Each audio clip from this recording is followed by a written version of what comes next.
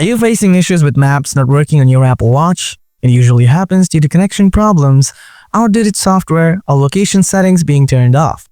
In this video, I'll show you how to fix maps not working on your Apple Watch.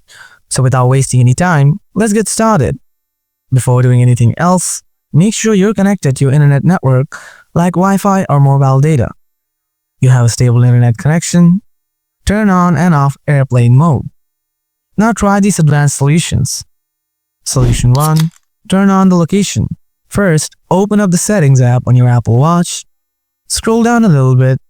After that, tap Privacy and Security. Then tap Location Services. Now toggle on the Location Services here. And make sure to enable the precise location from below as well. Solution 2. Enable Map Settings.